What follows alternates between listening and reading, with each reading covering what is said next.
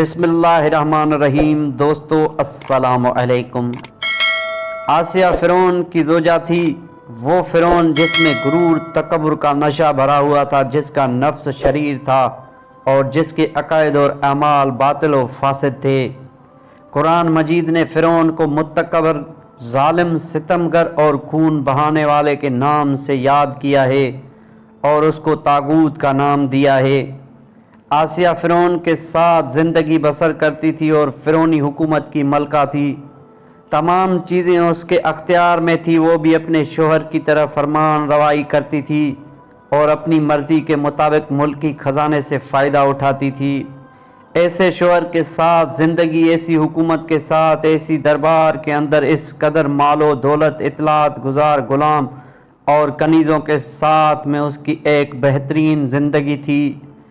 ایک جوان اور قدرت مند خاتون نے اس ماحول پیغمبر الہی جناب حضرت موسیٰ بن عمران کے ذریعے الہی پیغام سنا۔ اس نے اپنے شوہر کے طور طریقے اور اعمال کے باطل ہونے کو سمجھ لیا، چنانچہ نور حقیقت اس کے دل میں چمک اٹھا۔ حالانکہ اس کو معلوم تھا کہ ایمان لانے کی وجہ سے اس کی تمام خوشیاں اور مقام و منصب چھن سکتا ہے، یہاں تک کہ جان بھی جا سکتی ہے، لیکن اس نے حق کو قبول کر لیا اور وہ خداوند مہربان پر ایمان لے آئی اور اپنے گزشتہ اعمال سے توبہ کر لی اور نیک اعمال کے ذریعے اپنی آخرت کو آباد کرنے کی فکر میں لگ گئی۔ اس کی توبہ کرنا کوئی آسان کام نہیں تھا، اس کی وجہ سے اسے اپنا تمام مال و دولت اور منصب ترک کرنا پڑا اور فرعون اور فرعونیوں کی ملامت، ضرب و شتم کو برداشت کرنا پڑا، لیکن پھر بھی وہ توبہ، ایمان، عمل صالح اور ہدایت کی طرف قدم آگے بڑھاتی رہی۔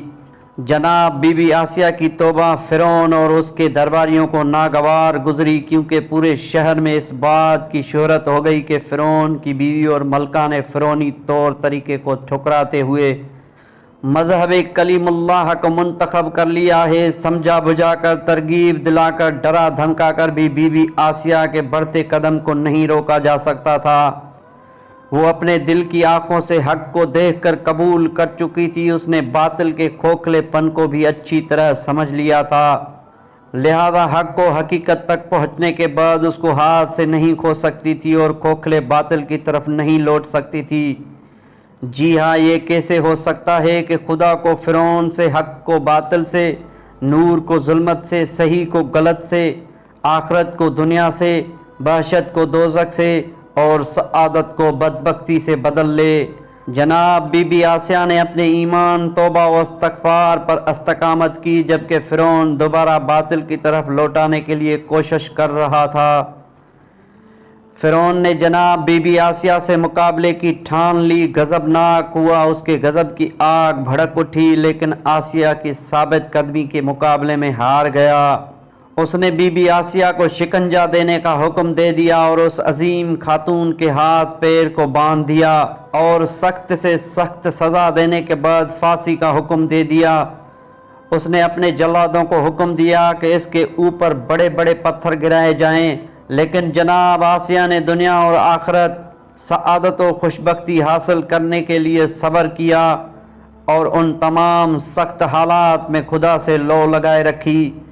جناب بی بی آسیہ کی حقیقی توبہ، ایمان و جہاد، صبر اور استقامت، یقین اور مستحکم عزم کی وجہ سے قرآن مجید نے ان کو قیامت تک مومن و مومنات کے لیے نمونہ کے طور پر پہنچوایا ہے، تاکہ ہر زمانے کے گناہ گار کے لیے عذر و بہانے کی کوئی گنجائش باقی نہ رہ جائے اور کوئی یہ نہ کہہ دے کہ توبہ، ایمان اور عمل صالح کی کوئی راستہ باقی نہیں رہا تھا۔ قرآن مجید میں اس طرح ارشاد فرمایا گیا ہے کہ اور خدا نے ایمان والوں کے لیے فرعون کی زوجہ کی مثال بیان کی ہے۔ اس نے دعا کی کہ پروردگار میرے لیے جنت میں ایک گھر بنا دے اور مجھے فرعون اور اس کے درباریوں سے نجات دلا دے اور اس پوری ظالم قوم سے نجات عطا فرما دے۔ توبہ، ایمان، صبر اور استقامت کی بنا پر اس عظیم الشان خاتون کا مرتبہ اس بلندی پر پہنچا ہوا تھا کہ رسول خدا صلی اللہ علیہ وآلہ وسلم نے ان کے بارے میں فرمایا، جنت 4 عورتوں کی مشتاق ہے، مریم بنت عمران، آسیہ بنت مزاحم زوجہ فرعون، خدیجہ بنت خولید دنیا اور آخرت میں ہم سفر پیغمبر، اور فاطمہ بنت محمد صلی اللہ علیہ وسلم۔ دوستو ویڈیو اچھی لگے تو کمنٹ میں رائے کا اظہار ضرور کر دینا۔ اللہ حافظ۔